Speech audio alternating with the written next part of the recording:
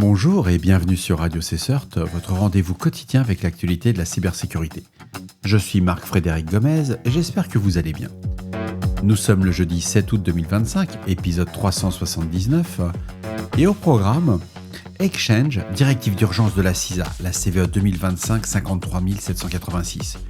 Une vulnérabilité critique dans Exchange hybride pousse la CISA à déclencher l'Emergency Directive 2502, risque d'escalade de privilèges vers les services cloud fédéraux.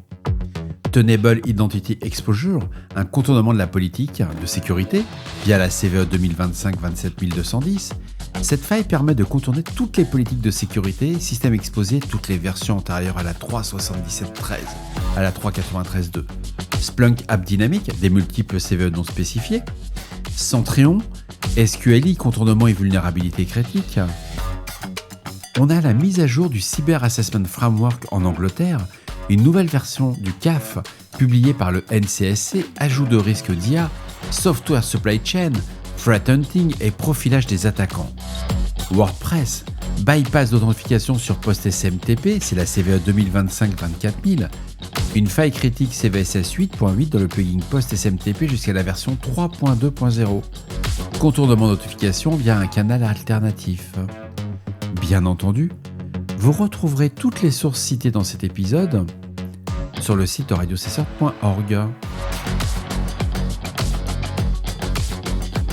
Je vous propose de commencer cet épisode avec les avis de sécurité publiés par le CERT-FR. Une vulnérabilité référencée sous la CVE 2025-53786 a été identifiée dans Microsoft Exchange Server. Elle permet une élévation de privilèges et sont concernées les versions suivantes. Exchange Server 2016, version antérieure à la 15.01 2507.055, Exchange Server 2019, les versions antérieures à la 15.02 1544.025, Exchange Server 2019, version antérieure à la 15.02 1748.024, et enfin, Exchange Server Subscription Edition RTM, version antérieure à la 15.02 2562.017. Les correctifs sont disponibles dans le bulletin de Microsoft publié le 6 août 2025. Le second avis du CERT-FR nous informe d'une vulnérabilité référencée sous la CVE 2025-27210 qui a été découverte dans Tenable Identity Exposure. Elle permet un contournement de la politique de sécurité. Les versions affectées sont les versions antérieures à la 3.77.13 LTS et les versions antérieures à la 3.93.2. Un correctif est fourni dans le bulletin Tenable TNS 2025-16, publié le 6 août 2025. Mais continuons sur de multiples vulnérabilités qui ont été signalées dans les produits Splunk, affectant notamment AppDynamics Enterprise Console et AppDynamics Cluster Agent. Sont concernées les versions d'Enterprise Console antérieures à la 25.4.0 et les versions de Cluster Agent antérieures à la 25.6.0. Les vulnérabilités couvrent une large plage de failles référencées. Ça inclut notamment la CVE 2025-30681, la CVE 2024-47535, la CVE 2023-27043 ou encore la CVE 2022-41704. Les impacts précis ne sont pas spécifiés par l'éditeur, mais les correctifs sont disponibles dans le bulletin Splunk de 2025-801 et le SVD 2025-802, datant du 6 août 2025. Enfin, plusieurs vulnérabilités ont été signalées dans les produits Centrion, dont 2 failles critiques référencées sous la CVE 2025-4650 et la CVE 2025-6791. Les risques identifiés incluent des injections SQL, des contournements de politiques de sécurité et d'autres problèmes non précisés. Sont affectées les versions antérieures à la 24.04.16, 24.10.9, la 23.10.26 pour Centrion Web. Tous les correctifs ont été publiés dans les bulletins de Centrion qui sont en date du 7 août 2025, soit aujourd'hui. Je vous en avais parlé le mois dernier, le Cyber Assessment Framework, outil de référence fourni par le NCSC pour renforcer la cybersécurité des services essentiels, vient de passer en version 4.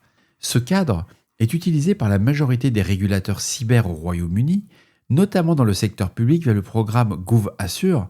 Il est conçu pour évaluer les systèmes critiques des organisations gouvernementales face à la montée continue de la menace cyber. Cette version 4 va introduire 4 évolutions majeures. Un nouveau chapitre sur la compréhension des méthodes et motivations des attaquants, Destiné à éclairer les décisions de gestion du risque cyber, l'ajout d'un volet dédié à la sécurisation du cycle de vie des logiciels utilisés par les services essentiels, des mises à jour du chapitre sur la détection des menaces incluant le monitoring de sécurité et le threat hunting, et enfin, le quatrième point, une couverture renforcée des risques liés à l'IA répartis dans l'ensemble du cadre. Le CAF reste principalement destiné aux opérateurs d'infrastructures critiques dans les secteurs de l'énergie, de la santé, des transports, des infrastructures numériques et du gouvernement.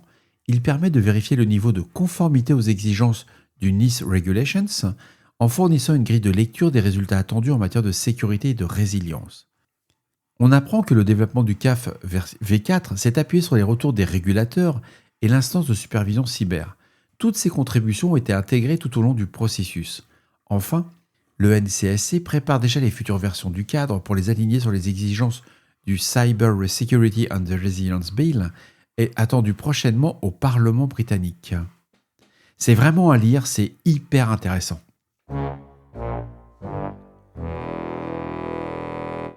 La CISA a publié à ce jour la directive d'urgence 2502 imposant aux agences civiles fédérales américaines, mais pas que, de corriger sans délai une vulnérabilité affectant les environnements Microsoft Exchange hybrides.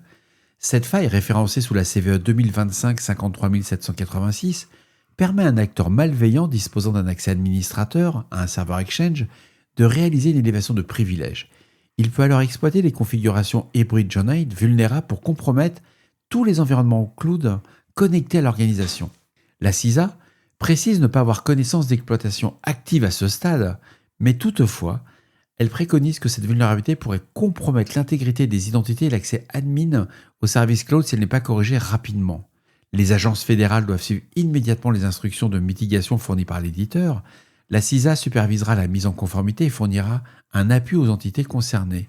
L'agence de plus recommande très fortement à toutes les organisations, au-delà du périmètre fédéral américain, d'appliquer les mesures correctives préconisées. Bref, tu as un serveur Exchange, tu ne réfléchis pas, tu patches.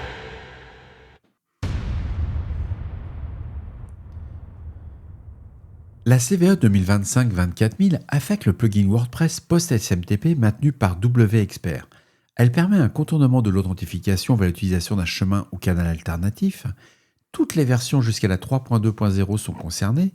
Cette faille est exploitée à distance et présente un score CVSS de 8.8. La vulnérabilité a été publiée par PatchStack le 7 août 2025.